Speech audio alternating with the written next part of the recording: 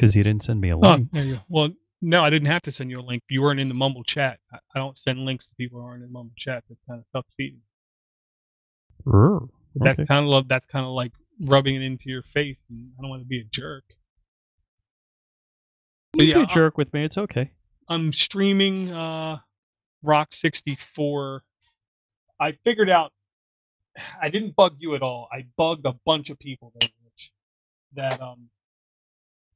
the Rock 64 was not mounting any larger hard drive. Yeah, I did have a problem with that. I forgot how I resolved it. I think No, that's a new drive.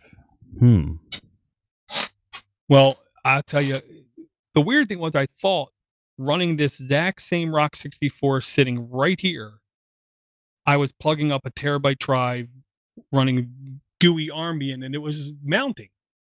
And then when I loaded up Nextcloud Pi and I loaded up DiaPi, I would plug the drive up and it would not mount, and it would not mount, and it would not mount. And then I plugged up a thumb drive and it mounted. And I was like really, really confused. I ran D-message, and the last thing I could see when physically plugging the drive up and waiting a couple of seconds was spinning up disk. ...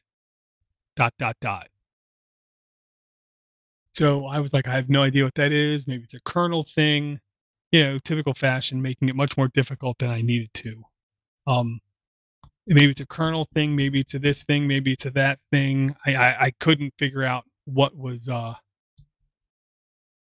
causing it for at least a little while. And there's the link to the Hangout, and we are streaming in the chat.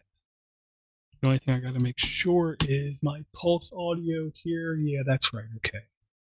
So if you join, you shouldn't hear me twice, nor should they hear you or me twice.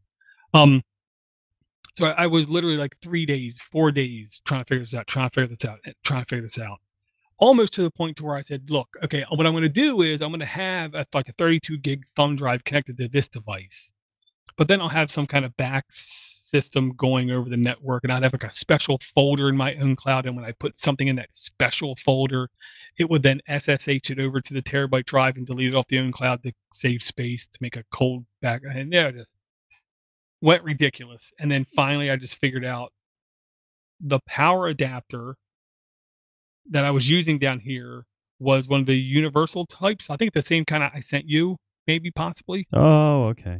So and you weren't sourcing enough juice? Well, it went 4.5 to 6 volts. It was on 4.5, and it was able to boot up and do everything fine. On the adapter I take to work, I was able to plug up the drive and it worked just fine. Again, that one was 5 volts. So I have to believe that half a volt and or whatever the hell else with electricity was making it so it wasn't enough to kick up the drive all the way. Because I plugged the drive up now and it's mounted fine, But I just got Rock 64 up and running. The Rock Pro or the Rock 64? Just Rock 64. The Rock Pro. Everything I read, if you even attempt to boot it up without a proper heat sink on it, is almost a waste of time because it will just immediately like dip in speed. Well, they sent me the heatsink. Oh, well, that must be nice. I bought from Ameridroid, and honestly, I'll just say, going by the weight of it, ain't no way there's a heatsink in there. There's no way there's a heatsink. But I never opened it up. Oh, you're funny. Because I didn't have the heatsink. It's like, why would I do that? Why would I go to a strip club and not, Oh, sorry. I mean, computers, yeah. I've been so bad. I'm here during the week, and then I'm home on the weekends, and I'm just like busting my ass on honeydews and family stuff, and I haven't been able to do any geek stuff. And then, woe is me. Last weekend, the Iraq veteran, he's IV8888 on YouTube. He's like one of the first guys that were ever monetized on YouTube. He had a shoot this past weekend, and I got an invite to it. Not a direct invite, but, somebody I knew was going, and they brought me along. So that was stink cool. Okay, so yeah, it looks like all I got is this, which I love the fact it says "Open Sesame" on the box. I'm sorry. And here's a stupid side question, Rich. Yeah, it is the 4 gig version, which I really do hate the fact that my camera. Did you join the Hangout, Rich? Oh no, hold on. Yeah, 4. Hold yeah, on, 4 I got gig. to change out of the white T-shirt. Hold Okay, on. the white feeder. Okay. There is a remote control IR sensor included with the current batch of Rock Pro 64 board. We have discovered on last minute during production that our IR pin has been swapped, and please use the attached IR sensor for the remote control function. And it's literally a sensor stuck in the middle of there. So this is like early. Yeah, so this is like an early run, I have to believe, Rich. Give me a second here, changing T-shirts. Okay. This is, I gotta say, man, this is one good looking board. I don't know nothing, and I'm blind as a bat, but I know this is a damn good looking board. And I mean, Pine has been around. I mean, how many other companies have been around like this, Rich? Oh, I don't know. I'm a little surprised at some of the things they do and they've said to me. Well, I know, but And not I mean, meaning in a bad way, meaning in a disorganized way. there's 3 pins hanging off this thing. Well, I mean, here's the thing. I'm not going to claim that they're the excellent, perfect people at customer service, but they obviously have to be doing something right if, to me, they're still around. Because I agree. Yep. we've had a bunch of companies like Orange Pi never really get any traction. good success is what I'll say.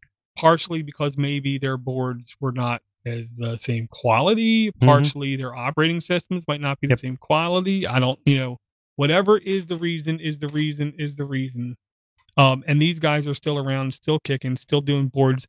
I want to say last count was like 8 boards. They had 7 or 8 different boards. Oh, and, Orange Pi? No, Pine 64. Oh, okay. Pine 64. Because they got the Pine 64, the Pine 64 Plus, the Pine 64 Plus Plus. They have the one that's the size of your thumbnail, which I can never remember the name of it. They have one other one I can't remember, and then they have the Rock 64 and the Rock Pro 64, and they have the laptop, the 2 different sizes. They keep putting stuff out and putting stuff out and putting more stuff out. On typical Pine fashion, right, there is 2 sets of pins. There's a little board that if you buy slips right on top of there. Yeah, they sent me that. I can't get my Wi-Fi to work. I don't know. I was always able to get it work. I will say it does depend which way the pins are going. But no, they only fit one way. Yeah, you can't plug it in backwards. I don't know. I never had a problem. And typical fashion, your mic is hot on both. Because I'm at least able to hear you on both. All right. So should I mute my mic for the Actually, Hangout? no. You should mute your output on your Hangout. The only reason saying, because if you mute your mic, the camera will never switch to you. All right, because I'm not getting a camera as it is. It's just my face. Well, then, yeah, I guess. So, yeah, I'm just going to keep the Pine 64, Rock Pro 64 in a box. I mean, I love the fact it has PCIe on there, and it's open-ended, Rich. Mm-hmm. Which, I didn't know this. I'm serious. I didn't know this. A couple days ago, I found out with an open-ended one from the factory, you can put in longer cards, even though the card might have 115 teeth or whatever, and this open slot might only have 20 teeth. Mm-hmm. You stick a larger card in there. If the larger card is programmed right, which the guy said most of them are, you'll still get at least some utilization out of the card. You just won't get full utilization. So if it's a PCIe card that has, let's say, SATA connectors on it, let's say 6 SATA connectors, you're not going to get the full speed out of all 6 at the same time. Out of like 1 or 2, you'll probably get full speed, but not the full 6 kind of example. But so you'll still get some usage out of it. I thought that was awesome. Okay, Nextcloud Pi is booted up. And I will say this. Man, the only other example I have, Rich, is like the Node.js. You know how when you do Node, you have the Node package updater or whatever. Oh yeah. Node package system. I don't know about you. I absolutely hate them. I hate The them. NPMs. I hate them. Yeah, because there's no quicker way to having stuff fail on you. I don't understand. There was a whole bunch of different, frameworks for developing software that came out that was all command line. I'm like, really? We're in the 2000s.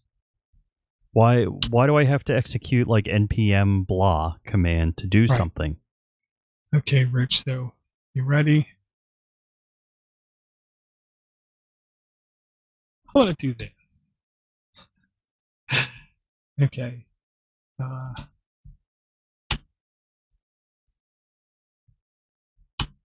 There you go. That should be better. Okay, so I'm going to share my screen so you can see it too, Rich.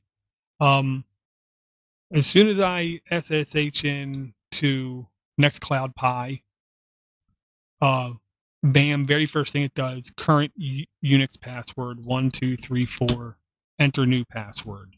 Yep, a lot of people are doing that now, so that's good. Well, they are, but I don't think everybody is yet, and I don't know why. I will say the first one that I saw made it an issue was Armbian. Correct. Yep. Yeah, DiaPi's doing it now. Yeah, I did notice that. That did make me feel better. Provides name. This, I believe, is for login purposes. I don't know. I don't know. I always do that. And then when these are the questions, I'm lazy. I make it the same password as my, admin password, root password, whatever. I don't care about that stuff. I do the same thing. The information correct? Yes. Your account being created. So now, I believe all I have to do technically is access this IP address via browser, and I'm able to do everything I need to do to set it up. But I am going to first do, I believe we have Nextcloud backup. So this is just like DiaPi Ask Rich, where we can via a command line do backups and restores. We haven't started the show, have we? I'm streaming. I don't know. So we have backup, check updates, check version, config, notify unattended upgrades, notify update, report, scan, test updates, update, and ZRAM. ZRAM is, I believe, a thing where it like uses swap in RAM. I believe. Can't remember. So I'm going to do an update here. Do you it's currently running. Do you have links in the note that you want to do a show? I'm just pulling the notes up now. Okay. Yeah, because I did pull up the sheet. There's a lot of links in there, is what I'm going to say. There's a lot of links. So yeah, and here's the thing I like about how this setup went the first time I did it, because this is my second time doing it, but I couldn't get the drive working, is it's very easy for me to do this while my production system is still running, and then simply change the port forwarding to do a quick test, change it back, and then when I'm ready to roll, just change it over. So I can like create all the accounts, get all the permissions set up beforehand, and then send it to everybody so they can log in and check, make sure everything's working right. And I will say the Nextcloud Pi, though, Rich, it still's failing me. I thought it had built-in Rocket Chat. Rocket Chat is not a completely free, open thing. It's pretty open. It's pretty secure, is what I can tell. But no built-in chat, which sucks, because right now, Google Plus doing its thing. The question is where are we going to take the Google Plus community? And I mean, if I did what everyone said to do, we would be on Facebook. Eek, yeah, I kind of dropped out of Facebook. Well, yeah, I haven't been there to any measurable thing for years and years and years. I don't want to go back. I do not want to go back. I'll say this: MeWe. I don't know if you know this, Rich. I was on MeWe over a year ago. Oh yeah, we all joined with the makers. Yeah. The only problem with having a place that seems as open as that, as free as that, as dare I say, liberating as that, is the dumb people were right there. Kind of thing. You could have private groups and do that kind of thing, but my logic is if you're going to do a private group, why be on MeWe? Mm-hmm. Yep. There's much better ways to do private group now. Well, one of the reasons are we going to do a show or not? We're just hanging out talking. Did you look at the notes? You didn't tell me. Oh, okay. Well, how they look? I'm looking for what I want to talk about. Like, yeah, because I don't know if there is enough. That's what I'm saying. Wait, are you goofing, right? Yeah, while I try to do this. Yes. I like the fact in Linux you can do a reboot command that requires root, and then you can do another reboot command that doesn't require root. Mm-hmm. I guess that makes sense, right? That makes sense, right? Nope. I know. I had to at least get this Nextcloud started.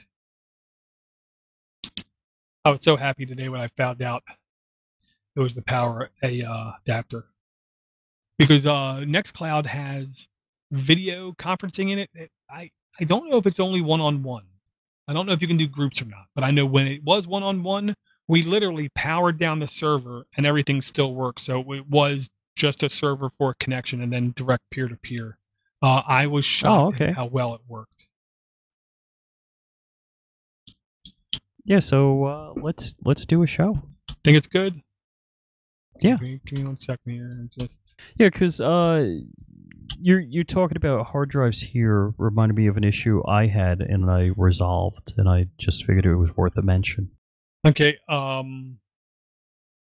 will say, Rich, I am I have a problem. I'm pretty sure you can think of any podcast player imaginable, and if you were to contact that dev and ask them what's the most feeds you've seen somebody have, I'm pretty sure I have 140. It's like, hard to do more than that. So I'm weird like that. I'm liking more and more shows that don't spend 10 minutes in the beginning of a show or 5 minutes at the end of the show doing anything. We basically just start a conversation and then into it, if you want to do how your last week's been, kind of thing, work's going kind of thing, we can, and then at the end, they check the notes out. Basically, if you want to know more about Rich, check the notes.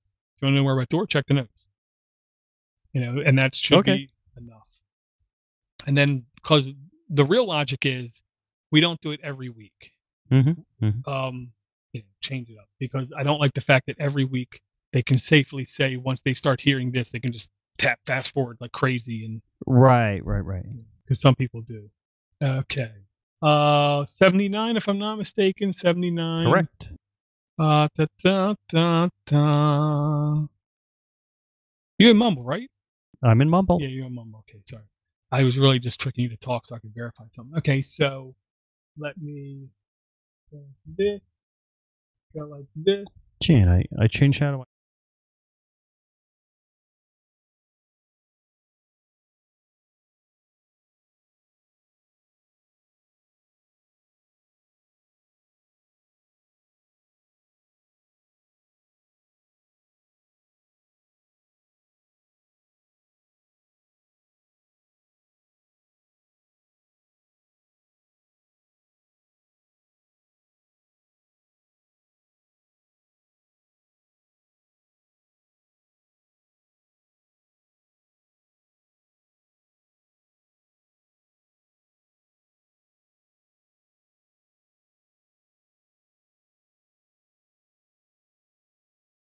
there's hurricane season ends at the end of November, and I believe we're now in the peak area of hurricanes. So I think October is where the peak amount of hurricanes actually happen. Gotcha.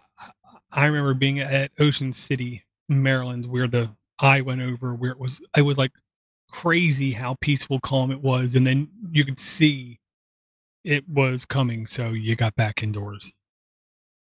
Yeah, I'm just looking at nhc.noaa.gov, and there's this hurricane spinning around in the Atlantic for like a week, this Hurricane Leslie, and it's currently going to go back to Africa where it started out from. And this Hurricane Mike is looking like it's going to end up as a storm off the coast of England. Gotcha. Oh, and then here's the other thing, Rich. My old standby is for webcams is the Logitech QuickCam Pro 9000. I want to say it's literally been out now for well over a decade, at least 8-9 years. It's like webcam technology just stopped. And I was kind of shocked at that. Same here, but I'll say this camera works fine. I'm sure it's not 4K, blah, blah, blah, blah, blah. But here's the gimmick that I believe. I've read that there is a way in Linux we can basically hack our mass storage driver, aka we just do one copy paste, basically. And we can make it to when this camera turns on, the red ring does not light up on the camera. Because the logic is I want to have this as almost a security camera running off a battery backup off a Raspberry Pi type device somewhere in my house or pointing out outside of a window or whatever. Black electrical tape would work good too. Well, I know, but if I can hack it, I'm going to hack it first. You know what I mean? I got to try, right? I mean, that's the point of it. But here's the thing I don't like, Rich, is that I have a hard time finding 3D printable mounts for this camera when I would think this camera would be like one of the most versatile. Since it's the dinosaur of webcams. Yeah, it's been around forever, and it's literally flexible into lots of positions. I would think this thing would be like mount magnet. Right. But it's not. Yep. So I just bought your two own. of them. eBay, $10 a piece, $12 a piece, maybe $15 a piece, whatever. It was a steal, and they work, and they have mics built in too. Technically speaking, though, in the state of Maryland, if I record video and I'm recording audio, I cannot submit it to a court of law. Whatever. I know. I have to have both sides agree to being audio on. Right. That's consent, which I understand consent rules, but that's kind of different when it's a surveillance camera. I know. One of the things, and since we're talking about this, I'd love to. There's a gate where you get onto the Hughes Compound Southern Command. I'd love to have a Pi device with a camera doing license plate reading. So then I know who, hey, it's my car, my wife's car, my daughter's car coming onto the property. So then, like, hey, if it's at night, turn the lights on, something, that I can trigger other actions. Yeah, I know. It's doable. I'll say that. It's definitely doable. You would definitely have to try to find a very optimal angle to where the license plate would be in as much of frame as possible with as little movement as possible for as long as possible, because you want to maximize the chance of getting a clean shot at it. And there's open license plate software. Or I think it's OLR, or Open License Plate Reader. There's something like that. I didn't know there was one already out there, because with the Pi thing, it's just a question of, can you get enough consistent frame rate in order to catch the correct frame in clarity with it? So it's going to mean high frame rate, but it's also going to see, this is where your camera knowledge comes into play, Rich. It has to have the right aperture and depth of field you're talking about to be able to read it. Yeah. Well, and the gimmick is you know it's going to be at about X depth, and you want to make sure that you have that aperture, that depth of field set, so that is the optimal place. Even though 99% of the time when the camera's pointing, there's nothing there. Mm-hmm. Right. Yeah. That was the other reason I bought the QuickCam Pro, Rich, is it was one of the last cameras put out by Logitech that had all of the intelligence in the camera itself and did not rely on Windows software to do its work. This is almost like do you remember back in the day Win modem. modems? Right. A lot of webcams you buy are like Win modems, where the camera is very stupid and they offload the brains onto Windows software. So Linux weenies or Raspberry Pi people might have a really hard time manipulating that camera. Are you going to include a link in the show notes for that? For the camera? Yeah. I can, but I just went on eBay and just searched Logitech QuickCam Pro 9000. Bang. Okay. I don't know why, but I always remember Logitech QuickCam Pro 9000. I don't know why. Because I don't know what Logitech I have running on my Octopi for Octoprint, but yeah, that runs fine. I'm not sure what version that is. Well, the beautiful thing is there's lots of Logitech cameras that will work fine, perfectly fine. There's only a couple that will not work very well at all on a Pi, and it's because when you hook them up, either the focal point is set to 0, aka nothing's ever in focus, or the white balance will literally wildly go like crazy on the camera, and it's really hard to get a consistent one. And to me, that's the most important thing with a tag reading system is clarity and frame rate and everything, because garbage in, garbage out. You know what I mean? So I think we got to continue on to line 707 since we're beating the Rock 3399 to death.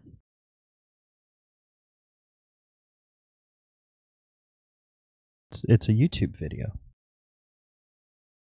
What was that line number again? 707. So it's the Nano PC T4, and so it's a Rockchip 3399 6-core CPU, Mali 860 MP4 GPU, 4 gigs of RAM.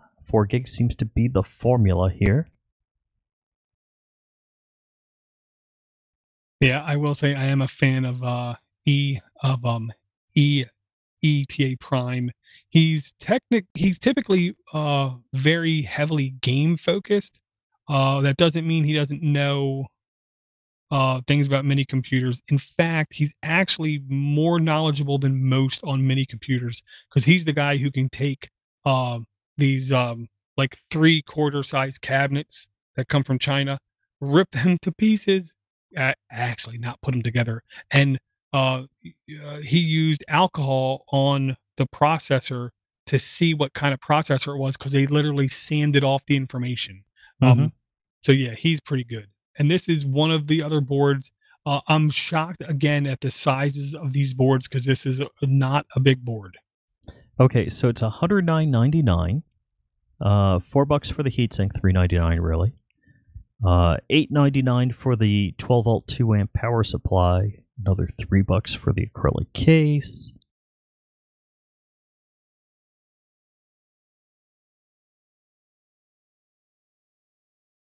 That seems fine prices, I'll say. I would rather every place just put everything together and say, here's the price, instead of you having to piecemeal it out yourself. A la carting it to death, because you're going to need the power supply, the heat sink, and all that. Yeah, I mean, yeah, realistically. That is one small heat sink too, is what I'll say. So I'm trying to find information. It said it was a hexa-core, and I want to see that it's all the same. No, cores. It isn't. It isn't. The 30, all of the 33, from what I've seen, every single 3399 I've seen is the exact same processor and the exact same processor specs. I'm getting an ad because I'm not on my YouTube Premium account on this one. When I jumped up to 627, Oh, no, I thought it was gonna tell me the actual chip specs, but I was wrong. Oh, here you go. It's showing when you jump up to, like 636, 640, core clock 1, 2, 3, 4, 5, 6, 408 megahertz up to 1800 megahertz is the range. They're all down to 408 megahertz.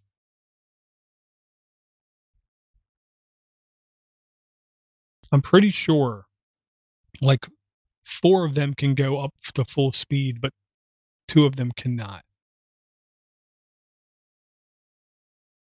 Yeah, says right there, I'm blind.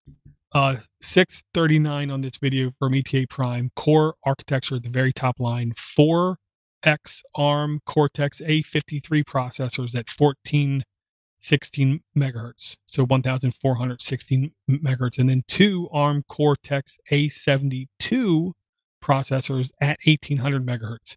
So the 2 are the high end ones. They go up to 1800, 1.8 gigahertz, whatever. And the other ones only go up to 1400. So those are the low power ones. Okay, so this is the same thing. It has an HDMI port, USB-C display port.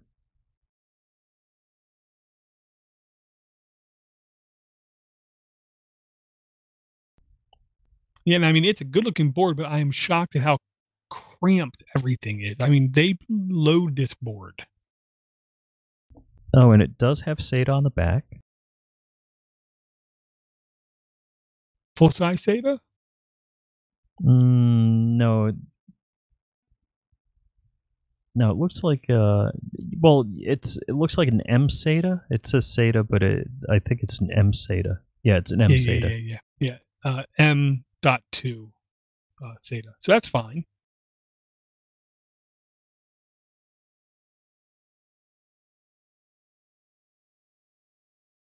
Yeah, I mean, I want these boards to be under $100 when they're all said and done, but this is, I'll say, close enough right now. Yep. Wish it had more USB 3 ports, but you know.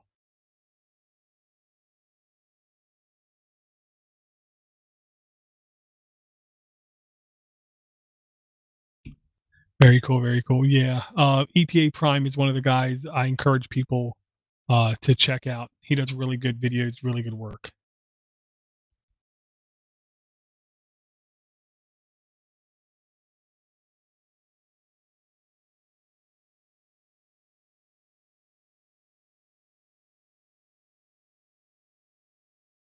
Outdoors. So you dropped this link. So I'm looking at line 711 and still sticking with the Rock 3399.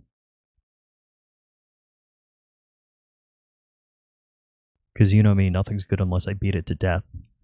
So the title of the article is ESXi on ARM. Yes, ESXi on ARM. VMware teases bare metal hypervisor for 64-bit ARM servers.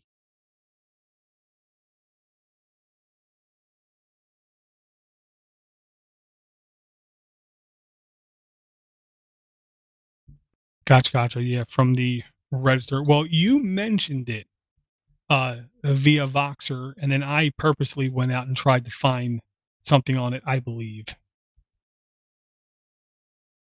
Oh, okay. Yeah, so I don't want to bite the hand that feeds me, but there isn't a whole lot out there. If everybody just, went, "Oh my gosh, I got to have it." Yeah, don't hold your breath. No, well, now here's the question to me. When I think of the infrastructure for VMware and where this could work, I keep thinking, wow, there's a lot of Zoom ads on this page. Let me get away from there. You can have the ARM processor running the core of the ESX server, but that's not where most of the processing is done, correct?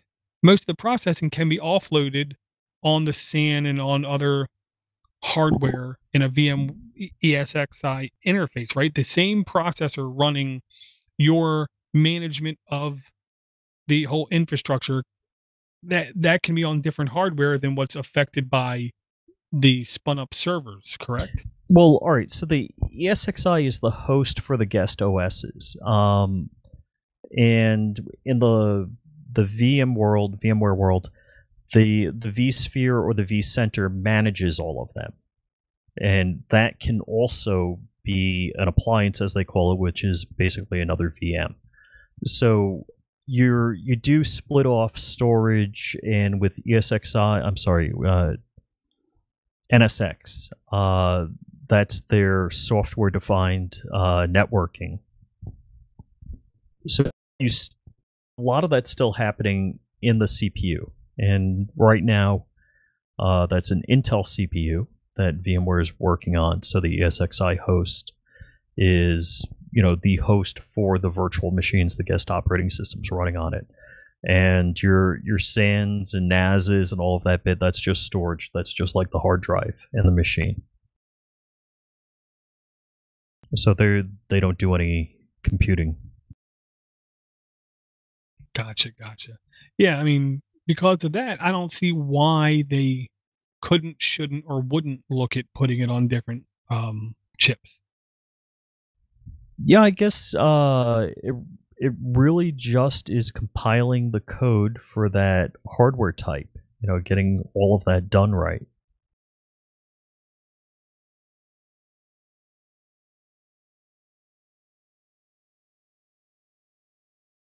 Gotcha. I remember the one time talking to I believe it was Mad Dog Hall, who basically said, hardware's stupid.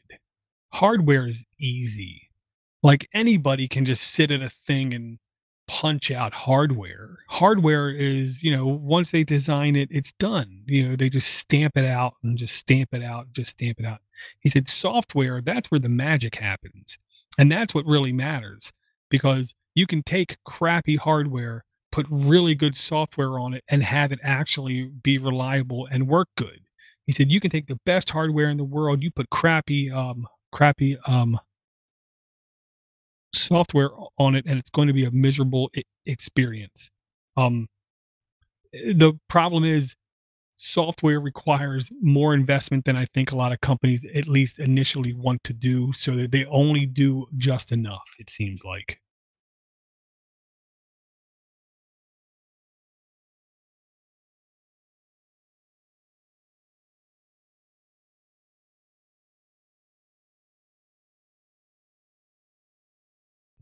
Yeah, and I'll say, and he did say, sometimes software is good enough and doesn't need uh more upgrades. While I will say that might not be a popular stance, um, I've seen it, at least in my time, where there was a piece of software that really should not have got an upgrade. Don't know why it got an upgrade. It was like they got an upgrade just so they could charge more money for stuff. So I'm a firm believer. There is such thing as good enough software where you don't need to keep upgrading for the sake of upgrading.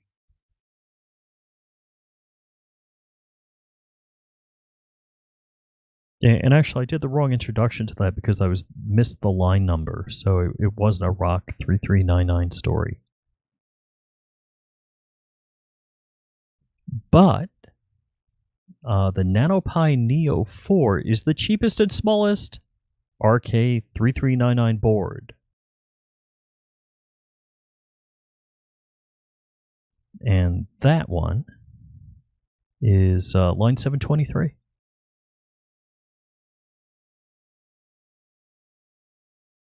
So I'm looking for the price.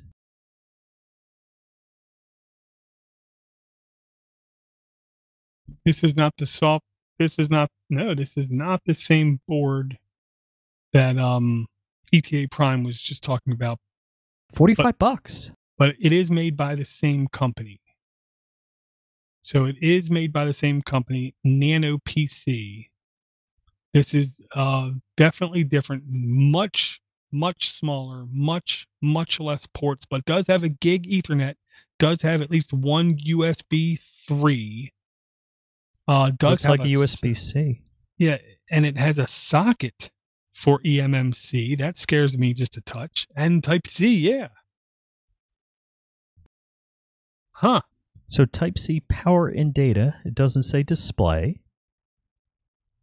But, all right, so what I need to know is the lowest end. Is it the 1 gig of RAM is $45? What's the 4 gig of RAM cost?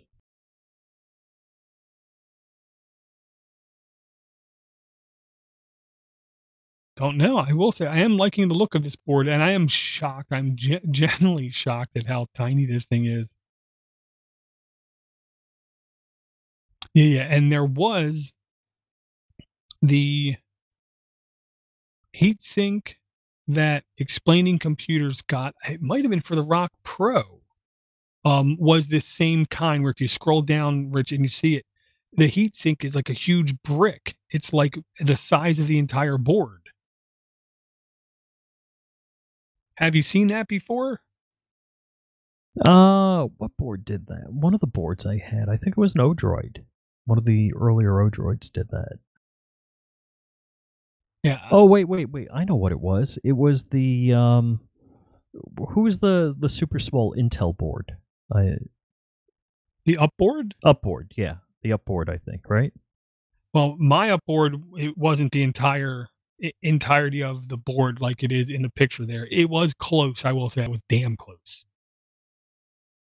But the holes on the side where they're round holes, they actually... I thought that was a case. That's a heatsink? That's a heatsink. And those holes on the one side that are round, they're actually screw holes. It makes it like crazily mountable. Mm-hmm. Wow. Yeah. It might have been Explaining Computers. I don't think it was ETA Prime. I think it was Explaining Computers where he had a board that had the exact same type of mount where I'm looking at that thing thinking, that's not a heatsink. He says a heatsink. There's no way that's a heatsink. He called it a heatsink. And then he connected the board. I'm like, holy crap, it's a heatsink. Okay, so looks like the 1 gig of RAM version is $45 and available now. What you waiting for? I'd rather have a 4 gig of RAM.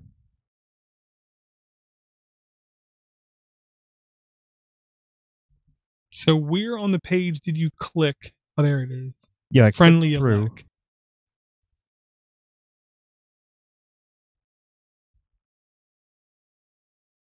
Maybe they don't have a version with more RAM? Well, the article said, mentioned 2 and 4 gigs. I don't know if it was saying in comparison to, or they have those versions.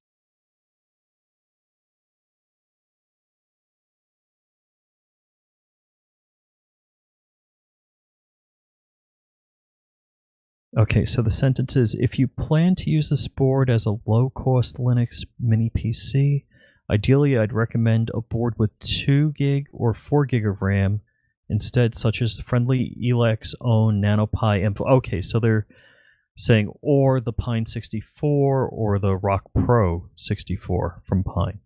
That's what they said. Yeah. Right. I mean, 1 gig of RAM isn't bad. Let's be fair. For $45, 1 gig of RAM is a perfectly acceptable thing. Honestly, I worry because it's friendly ARM computer. I'm afraid that if I click through, it's going to be $20 shipping. Ooh.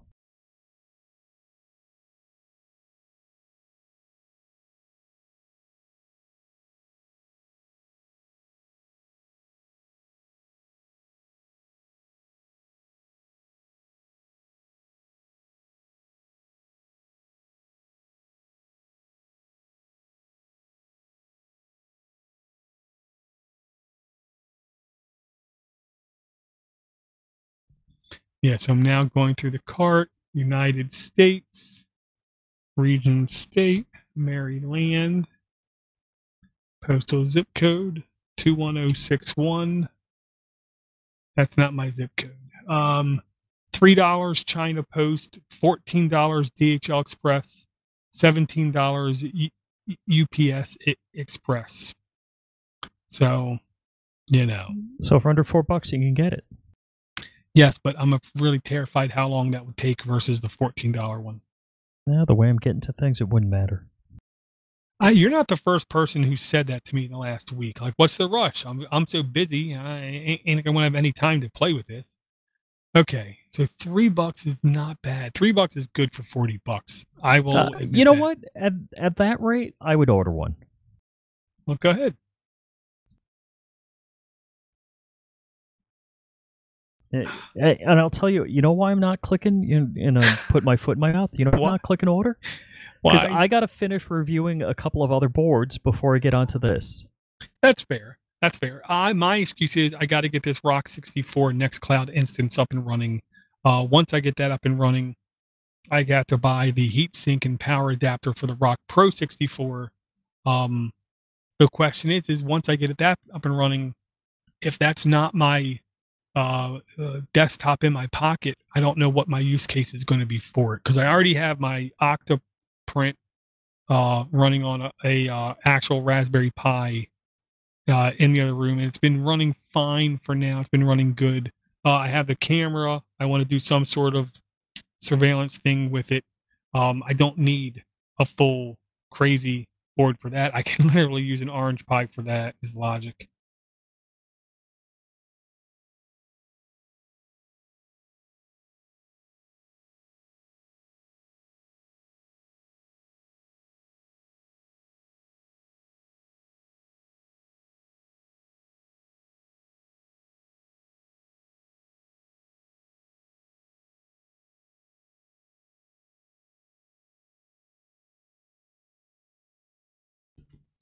Okay, so you got boards to test. I have Rock Pros to finish. Man, these 33 these boards are literally coming out like insane, and that was one thing I told my buddy. The Rock Chip 3399s are going to be every frigging where. It's crazy how they're going to be everywhere. Yep. And the one thing I'll say is, and I said this before, I don't know if you remember this, Rich.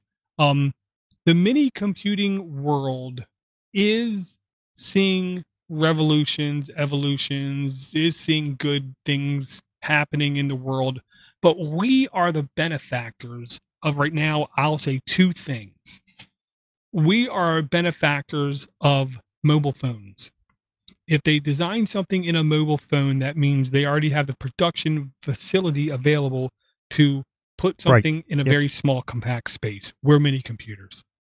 We benefit from that. We benefit from that back end production run, but also cube satellites or miniature satellites that they're making because they're so cheap to shoot up. They can order so many. They literally have helped build infrastructure for mini computers. So, with that said, the first phone with 10 gigs of RAM is going to be announced here before the end of the year. We're not going to get it in the US, of course, ever. But because they're going to make a phone with 10 gigs of RAM tells me we are going to soon have boards with more than 4 gigs of RAM. Because if you notice, right now we're getting more than a couple with 4. So the next jump is either going to be 6 or 8. And if we do get 6, my logic is we're very quickly there, shortly thereafter, be at 8. So by this time next year, I'm expecting to have that like 3399 chip really honed, working really good. And we're going to start seeing boards with 8 gigs of RAM, the PCIe, good interfaces on boards, and I hopefully less than $130. That's my goal, but I don't know how we're going to make out, but I do know this time next year, it's just going to keep getting more and more exciting in the world of mini PCs.